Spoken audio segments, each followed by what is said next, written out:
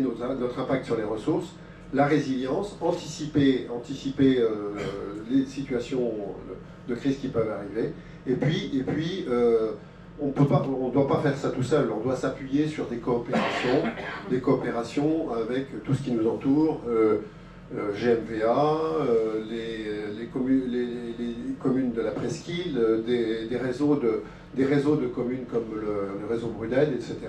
Essayer d'aller regarder, comme le disait Pascal d'ailleurs, regarder ce qui se passe ailleurs et voir et copier un petit peu les gens qui ont déjà réussi à faire des choses.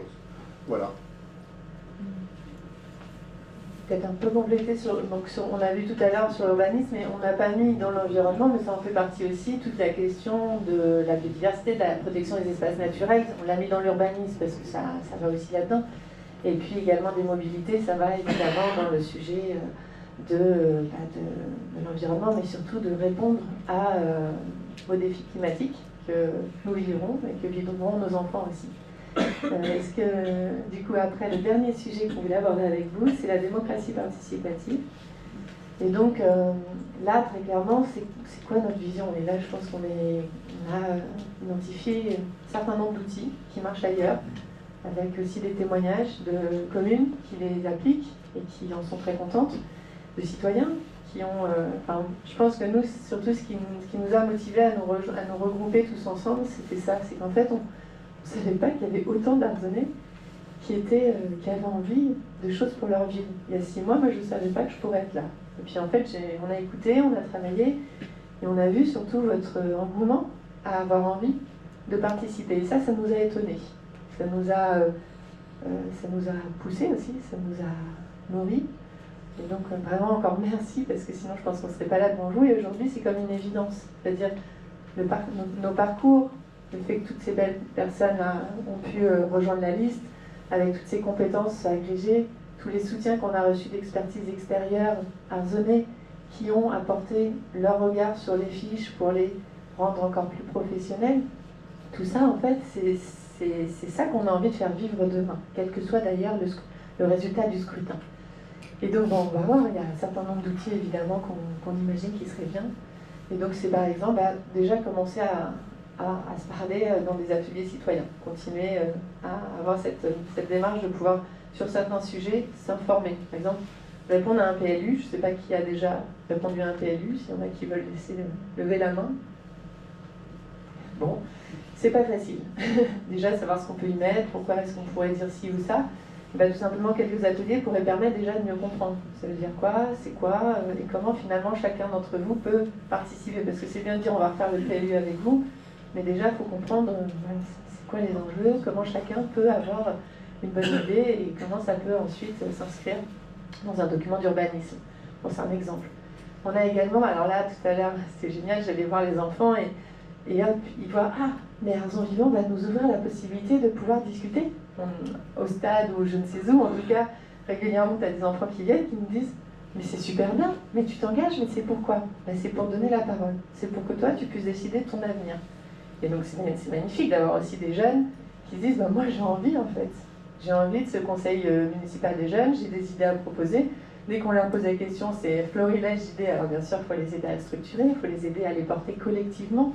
Il faut les aider aussi à pouvoir les financer. Donc ça, c'est l'objet du budget participatif, c'est déjà de les mettre dans la citoyenneté dès le plus jeune âge, en leur donnant la parole, en les aidant à structurer leurs idées et en ayant la possibilité de pouvoir financer quelques-unes de ces idées et qu'ensemble, ils arrivent à prendre soin finalement de ce qui a été financé.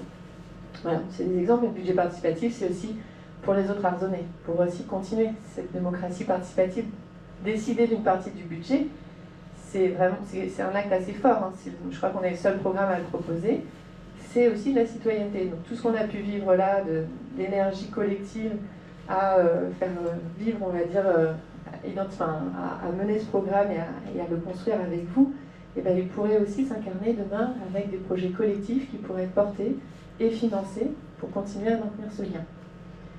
Alors c'est évidemment des permanences d'élus, mais ça me paraît tellement la base que je ne sais pas si je vais en dire plus que ça. C'est de permettre des échanges à l'occasion des conseils municipaux, c'est d'ouvrir les commissions municipales à d'autres acteurs que les simples agents et élus, bien que c'est ce qui existe aujourd'hui, c'est déjà très bien, mais de pouvoir les ouvrir aux associations, à des personnes qui ont de l'expertise, ou à tout simplement des gens sans avoir d'expertise qui ont une appétence, une curiosité, une envie de s'engager pour faire évoluer un sujet. Ces commissions municipales, c'est quoi? C'est là qu'on prépare en fait les décisions à porter au conseil municipal. C'est là qu'on va préparer les délibérations. Après, elles sont amenées au conseil municipal. Donc c'est quand même un organe assez fort sur lequel vous allez pouvoir agir si demain nous étions élus. Voilà, donc ça c'est un peu notre démarche, notre ADN. Et du coup, c'est ça aussi qu'on a envie de poursuivre demain. Donc c'est très important, quel que soit le résultat du scrutin le 22 mars. On a envie, d'une façon ou d'une autre, de savoir que ce lien, on va continuer à le tisser avec vous. On va pouvoir continuer effectivement à faire progresser notre commune pour apporter ces sujets. Et nous serons là, quel que soit du coup le rôle que l'on aura, pour continuer à faire ce lien avec la mairie.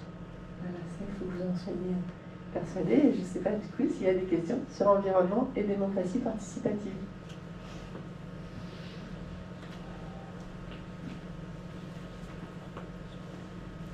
Bonsoir tout le monde. Monsieur Le Sauce, je suis résident à Espace Séville. J'ai une question sur l'environnement. Vous savez qu'on est sur la faille armoricaine. Et Ça va, ça réveille. Vous m'avez réveillé. Et il existe un gaz qui s'appelle le radon. Avez-vous l'intention d'en faire des mesures et de le communiquer publiquement? Alors, on n'a pas réfléchi à ces questions, mais effectivement, les maisons bretonnes, voilà, il y a pas mal de radon dans ces maisons. Tout ce qui a trait à la santé publique doit évidemment être diagnostiqué pour voir quel est l'état réel de ce risque. Ça peut être sur le radon comme sur d'autres sujets. Hein. Les canalisations en PVC, là, qui, pour les maisons moins bien utilisées, amènent des gaz cancérigènes dans notre eau. C'est compliqué aussi. Donc il y a plein de sujets comme ça, il faut les identifier, il faut pouvoir diagnostiquer l'ampleur de ça et il faut pouvoir informer la population de ce qui est possible de faire pour éviter un problème de santé publique. Donc la mairie doit être à l'avant-garde de ces choses-là. Le radon, les mesures sont devenues obligatoires dans les lieux publics. Au Gragnol, actuellement, il y a une étude qui est en train de se faire, je crois. Les gens... Alors, si je peux me permettre déjà, pour tout achat de, par exemple, quand on achète une maison ou n'importe quoi, dans notre secteur, effectivement, sur la côte bretonne. À partir d'1 million d'euros. Ah non, c'est pour tout type de maison, en fait, vous avez dans le géorisque, en fait, qui sont obligatoires, où vous devez effectivement avoir tous les risques sismiques, les risques de radon et autres. Par contre, effectivement, vous soulevez une question très intéressante. Et ça, c'est essentiel de connaître les risques de l'endroit où on habite, hein, tout simplement. On a eu un séisme il y a 1 an et demi à peu près. Tout à fait. La terre tremble assez régulièrement sur cette petite faille. Tout à fait. Donc c'est très important effectivement d'être au courant des risques qui nous font face, hein, sur notre emplacement, petit bout de terrain de la presqu'île. Et effectivement, une communication globale, ça semble être du bon sens. La mairie, effectivement, a ce rôle d'information auprès de tous les habitants, effectivement. Oui, bonsoir, Vincent Daubigny. J'ai une question, non, je pense que tout le monde m'entend. J'ai une question un peu hypothétique. Si par extraordinaire, vous n'étiez pas majoritaire dimanche soir, vous risquez d'avoir au moins 2 élus, peut-être plus, pour rejoindre l'équipe qui gagnerait. Est-ce que vous pourriez nous dire quelle est votre stratégie par rapport à ces X postes que vous avez occupés, notamment vous deux, puisque vous êtes numéro 1 et numéro 2 de la liste? Merci. Alors, je crois que vous prenez un petit peu d'avance parce que c'est un peu notre finish. Le grand finish. Allez-vous répondre à cette question. Lydie, je ne sais pas si tu veux t'exprimer dessus ou... Oui. Oui, si tu as déjà quelque chose à dire. Mais... en tout cas, moi, pour dire très clairement, je serai là. Je serai là, vous pouvez compter sur moi, vous pouvez compter sur mon intégrité, vous pouvez compter sur le fait que j'ai envie de porter votre parole, quel que soit le scrutin, que je sois élu maire ou que demain je sois dans l'opposition, puisque j'occuperai bien évidemment ce rôle avec honneur, avec plaisir. C'est très important que vous le sachiez. Et donc ça, évidemment, je serai là pour vous, avec vous, et j'espère que vous saurez effectivement venir me voir quand il y aura un besoin. Alors pour reprendre effectivement, l'idée c'est de poursuivre ce qu'on fait déjà, en fait, être bien sûr à l'écoute de chacun et chacune d'entre vous, qui nous nourrissez, mine de rien, d'idées d'expériences aussi. Et c'est ces idées, ces expériences qui, bien sûr, travaillées et condensées, pourront être reportées au sein d'un conseil municipal, quelle que soit notre position demain.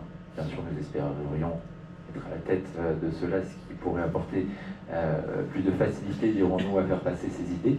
Mais si toutefois ce n'est pas le cas, ce n'est pas pour ça qu'on sera... Vous savez, moi j'aime pas ce terme opposition. L'opposition, c'est être contre. Et être contre, c'est dommage quand il y a des bonnes idées. Or, si on se qualifie de minoritaire, si toutefois on l'est demain, eh bien, les minorités parfois portent de bonnes idées et de bons messages. Et l'idée, c'est de travailler tous ensemble de façon à mettre en œuvre ces bonnes idées. Et c'est pourquoi, même si certains peuvent penser qu'on est en confrontation avec les autres équipes en ce moment dans ces municipales, ce n'est pas vraiment le cas. Et quand bien même demain nous serions tous autour d'une table, je pense qu'il faudra savoir faire table rase de ce qui s'est passé juste avant pour travailler en bonne intelligence tous ensemble et apporter justement ces bonnes idées d'Arzenay pour le bien de tous, tout simplement. Voilà.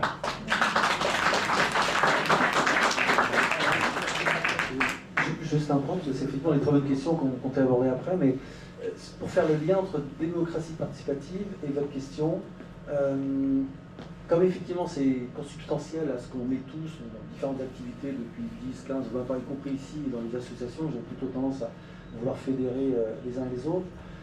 Une chose qui est sûre, c'est que, une chose qui est sûre et certain, c'est que l'élection n'est pas terminée, ça c'est sûr et certain. Deuxièmement, une chose qui est sûre et certain, c'est que certains pensaient que 25% c'était impossible. Une chose qui est sûre, c'est qu'à partir du moment où les gens voient qu'il y a du sérieux, qu'il y a du document, qu'il y a de l'ouverture, il y a de l'honnêteté intellectuelle, il y a un peu de courage, il se peut qu'un certain nombre de gens, y compris sur les autres listes, ou ceux qui n'ont pas voté, se disent finalement, et pourquoi pas? Et quand on dit pourquoi pas, on se l'est dit dès le dimanche soir et le lundi soir, et le pourquoi pas, peut-être qu'il y aurait une courte majorité, si jamais on est élu. Mais là, sur ce sujet-là, on a un truc important à vous dire, que Lydie va vous dire, parce que ça prouve aussi notre ADN et notre mode de fonctionnement très ouvert. Y compris quand les gens discutent en disant « je ne suis pas d'accord ». J'adore ça. C'est comme ça que nous, on fonctionnera, y compris dans l'opposition, mais surtout si on est élu. Donc voilà, donc du coup, effectivement, on est là devant vous parce qu'on pense que c'est une évidence. Toutes les belles compétences qui sont là, qui sont complémentaires, qui permettent de répondre à cette vision. On n'a pas toujours été d'accord. C'est une confidence intime. C'est que on voit des fois, même dans le sein de notre liste, il y a des conflits de génération. On a des décisions difficiles à prendre aussi. Et finalement, on a quand même réussi à un moment ou à un autre à se faire confiance, à trouver des possibilités à un moment. Voilà, est-ce qu'on dément, est-ce qu'on dément pas les accusations? Est-ce que notre première réunion publique, est-ce qu'on l'a fait plus dans le lien, dans le témoignage? Est-ce qu'on l'a fait plus factuel? Voilà, ça c'est des choses où des fois on n'était pas d'accord. Des fois on voyait que c'était des soucis de génération. Ça me fait penser à vous, madame, qui me l'avez témoigné également, madame Tabar. Et puis au final, on arrive à trouver des accords.